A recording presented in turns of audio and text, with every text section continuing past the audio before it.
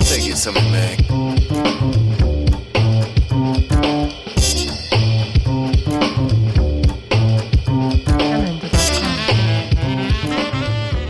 Je vais maintenant inviter, merci déjà Arnaud aussi d'avoir parlé de l'incitation de la responsabilisation. On va pouvoir en parler pendant cette deuxième table ronde autour du réemploi. J'invite Olivier Boulanger, cofondateur de Je suis Reco, à venir nous rejoindre. Merci Olivier d'avoir pris le train ce matin depuis le Grand Est. Vous êtes cofondateur de Je suis Reco. Est-ce que vous pourrez, au pupitre, nous dire quelques mots sur votre parcours et présenter cette initiative de structuration de filières de réemploi via les assurances multirisques habitation? En effet, très rapidement, les assureurs dans l'auditoire savent bien que le réemploi, et ça a été cité tout à l'heure, a déjà été bien développé dans le secteur automobile, mais le réemploi pour le mobilier, c'est une toute nouvelle filière et en plus, vous allez vers l'immobilier. À vous la parole. Vous avez 5 minutes. Merci Maëlys, bonjour à tous. Donc je vais vous parler de... Donc moi j'ai passé 15 ans dans l'industrie de l'emballage, dans des grands groupes, et puis je suis tombé dans l'assurance, je ne vais pas dire par accident, mais parce que je l'ai choisi. Et j'ai co-créé un cabinet de courtage. Alors j'ai bien entendu tout à l'heure que vous faisiez des scieries et des choses comme ça, parce que moi je ne fais que du risque complexe pour les entreprises. Donc du nucléaire, de la scierie, du déchet, du traitement de batterie. Donc on aura le plaisir d'en discuter juste après. Et après à peu près un peu moins de 10 ans, on est arrivé au constat de se dire pourquoi l'assurance, qui est indispensable, est le mal aimé. Quand on en parle autour de nous, c'est un produit mal aimé. C'est un produit où le service après-vente, c'est la garantie, c'est-à-dire que c'est le sinistre et c'est le principal impact carbone d'un assureur. Et on a aujourd'hui des acteurs dans l'économie circulaire que nous connaissons parce qu'on les côtoie par l'intermédiaire de nos assurances où on les suit sur des activités d'entreprise, où on se dit ces gens-là, il y a des initiatives qui se font, mais il n'y a personne qui se parle. Et donc on a lancé un produit qui s'appelle Je suis Reco, qui n'a rien à voir avec de l'entreprise, qui est que à destination du particulier et qui est en full digital. L'idée derrière, c'est de rapprocher ces différents acteurs, de se dire on a un assureur qui assure, on a un acteur de l'économie circulaire et que je prolonge en disant c'est des produits déjà produits, donc des produits qui ont déjà payé leur impact carbone. Et derrière, on a un client qui souvent, quand il teste son assureur, est déçu parce qu'en fait, il découvre le mot vétusté, il découvre parfois le mot franchise et donc ça génère de la déception et donc l'image que peuvent avoir les assureurs en disant, je résume, assureur voleur. Et donc nous, ce qu'on a fait, c'est qu'en fait, on a développé un produit où le remplacement va se faire par un produit basé sur l'usage, par un produit rénové, un produit de seconde main ou un produit de fin de stock. L'intérêt pour le client, c'est que là, on est sur de l'usage, on s'affranchit de la vétusté.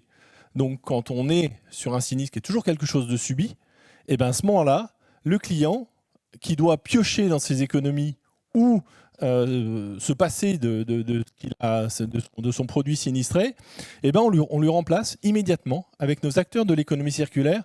On a un produit qui est disponible.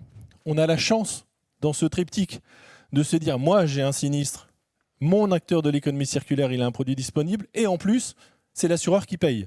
Donc en fait, on amène à ces acteurs de l'économie circulaire un client chaud, qui n'a pas à payer et qui a un besoin immédiat. Et donc, on se connecte avec eux, on a accès à leur stock et on se permet par ce biais-là de proposer, en fonction de ce que le client va nous déclarer, le produit de remplacement dont il a besoin. Ça, on l'a mis en place dans un premier temps sur le mobilier, parce que c'est ce qui est le plus facile et parce que pour tourner la page d'un sinistre, on peut plus facilement vivre avec une tache au plafond qu'avec un frigo en panne. Donc, on s'est attaché dans un premier temps sur tout ce qui se branche. Alors, c'est des filières qui sont quand même assez normées. On avait, par notre métier d'entreprise, des gens que vous connaissez peut-être qui s'appellent Envie, dont on assure toutes les activités industrielles, qui sont partis dans le projet avec nous dès le départ. Et petit à petit, on a égrené comme ça de différents acteurs. Et on arrive aujourd'hui à une solution où l'objectif est de remplacer tous les produits mobiliers. Donc, je prends un canapé, des choses comme ça, qui sont des produits qui peuvent être sinistrés. On ne va pas utiliser un produit issu d'un reconditionnement pour un canapé, mais on va utiliser des produits qui sont déjà produits, des fins de stock d'IKEA, etc., etc. L'idée là, c'est d'agir sur la décarbonation et de permettre à l'assureur justement de travailler son bilan carbone en travaillant sur ces solutions-là. On a parlé tout à l'heure du caractère incitatif. Moi, je pense que quand on touche le portefeuille, eh ben, ça va plus vite. Et donc, on est allé plus loin avec l'assureur qui nous accompagne, puisqu'on lui a dit, vous allez rembourser une demi-franchise. À partir du moment où le client, sur son sinistre, choisit un produit reconditionné, à ce moment-là, l'assureur lui rembourse une demi-franchise. À terme, c'est un projet qu'on va plus loin, c'est-à-dire que cette demi-franchise sera un bon d'achat utilisable chez les acteurs de l'économie circulaire. Encore une fois, ce caractère incitatif. Mais là, on emmène le client. C'est-à-dire que le client, souvent, il se dit, dans le monde de l'assurance, l'assureur n'a qu'à payer. Là, on lui dit, ouais, Coco, on parle de décarbonation, on se donne tous la main et on va tous œuvrer dans le même sens. Donc, c'est ce qu'on a lancé avec Je suis Reco, qui est une pure start-up. Et aujourd'hui, le constat qu'on se fait aussi, c'est que pour aller plus vite sur une initiative comme ça, il faut vraiment des réseaux qui s'appuient, qui diffusent notre solution, parce que l'assurance étant un produit mal aimé, il faut faire un petit peu preuve de pédagogie, ce qui est un peu notre challenge aujourd'hui. Voilà. Merci beaucoup, Olivier.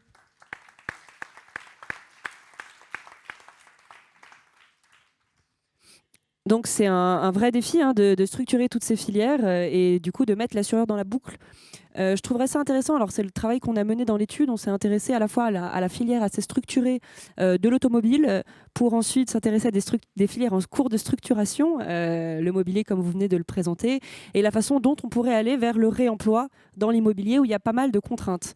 J'aimerais bien avec vous reparcourir ce fil et peut-être commencer par vous, Emmanuel Petit, comme vous tout à l'heure vous avez parlé de l'automobile.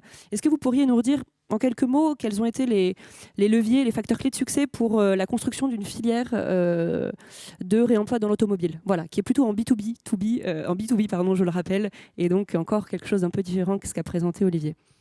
Oui, merci beaucoup. Effectivement, dans l'automobile, maintenant, il y a des filières qui se sont plutôt bien créées, qui sont vraies chez tous les acteurs de l'assurance, donc à la Matmut comme chez d'autres. Mais ce qu'il faut bien comprendre, c'est que pour que ça fonctionne, il y a 3 éléments clés. Le premier, quand on est donc on est dans le cas d'un sinistre sur lequel il y a nécessité de faire une réparation. Donc déjà, est-ce qu'on peut faire la réparation? Si on ne peut pas faire de la réparation, il faut donc faire un remplacement. Et ce remplacement, essayons de le faire avec des pièces qui ont déjà été utilisées.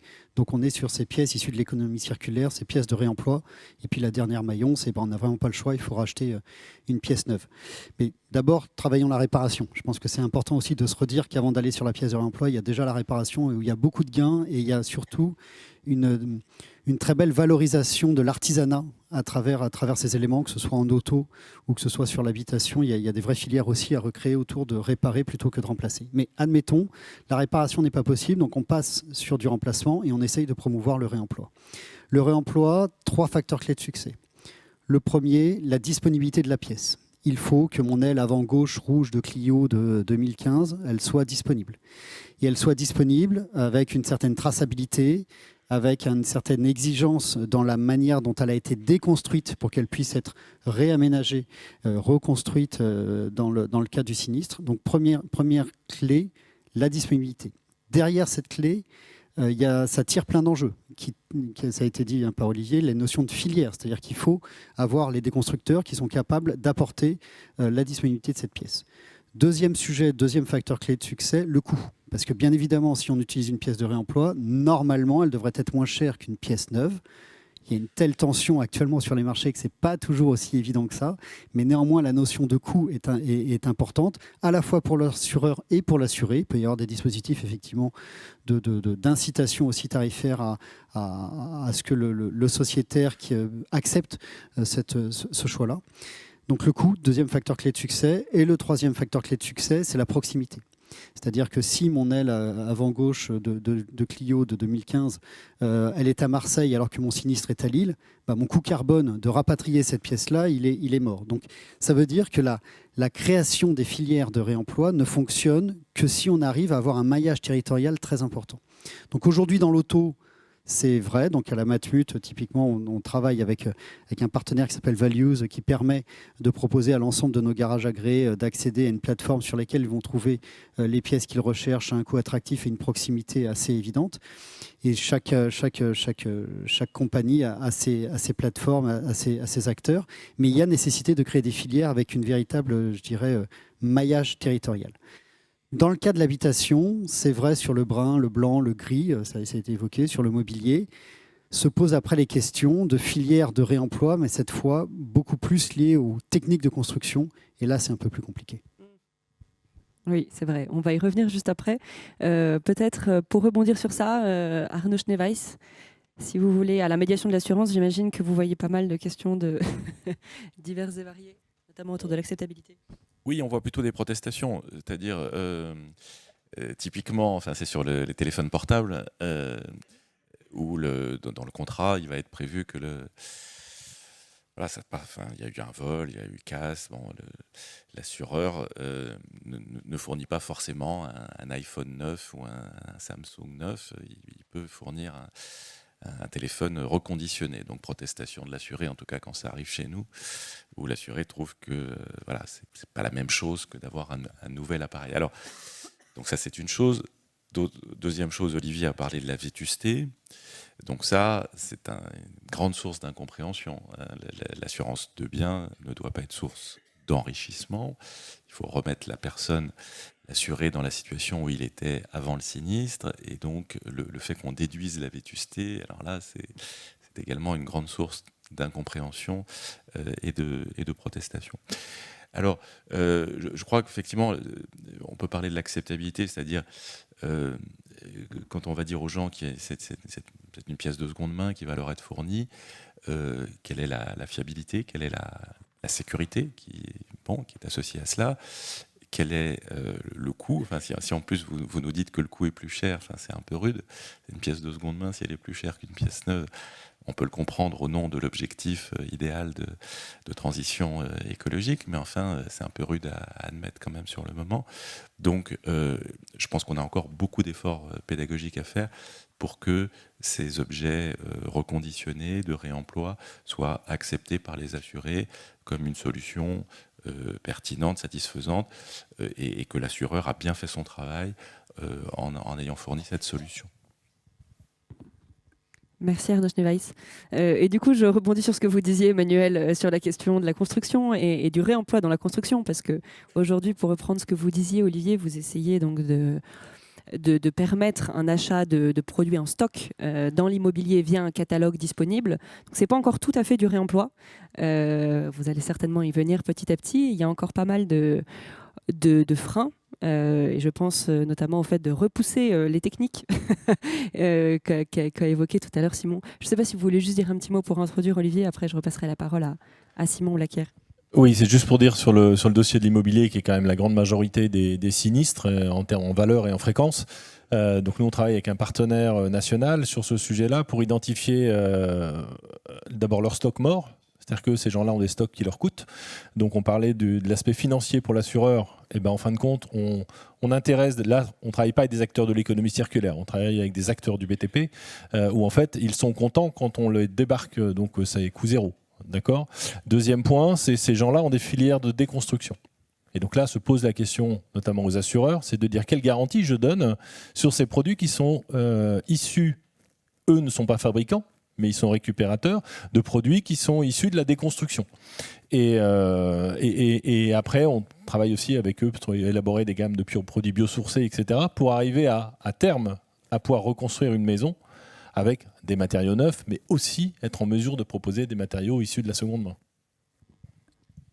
Oui, merci beaucoup. Donc, vous disiez que vous étiez en train de construire ça avec des acteurs de la filière, mais vous n'avez pas encore d'assureurs autour de la table, c'est ce que vous me disiez. Si, le produit est distribué. Quand je dis les acteurs, c'est les acteurs du remplacement, de façon générale. D'accord, très bien. Et du coup, je pense, Simon Blaquière, vous évoquiez tout à l'heure le fait d'accompagner des clients dans le temps que vous connaissiez bien et de repousser les frontières de l'assurabilité. Comment est-ce que vous envisageriez peut-être ce sujet sur la construction, qui est quand même un sacré sujet pour la décarbonation, notamment ? Oui, je vais repartir sur l'exemple de l'auto qui est vraiment plutôt consensuel, mais en prenant un chiffre aujourd'hui, les pièces de réemploi en auto, le marché il est autour de 15%, c'est-à-dire 15% des pièces sont des pièces de réemploi au moment d'un sinistre. Donc on a encore globalement des marges de progression. Et le deuxième point, qui est quelque chose qu'on essaye de monitorer de plus en plus, c'est le comportement des clients, ça a été cité. Et ce qu'on constate quand même, c'est une acceptabilité bien meilleure. Les comportements changent. Ils changent aussi parce qu'on communique, parce qu'on explique, et ça a été très bien dit par mes collègues de droite et de gauche. Et donc les produits sont de qualité. Et si en plus vous rajoutez à ça ce qui vient d'être dit sur l'équation économique, si ça permet d'être moins cher, ce sera un moyen de lutter contre l'augmentation des prix des assurances. Donc je pense que ces trois éléments peuvent nous rendre optimistes collectivement sur l'usage des pièces de réemploi, y compris dans des secteurs nouveaux. Super. On espère donc. Merci beaucoup. Merci Olivier. Merci d'être venu de Strasbourg ce matin. Jamendo.com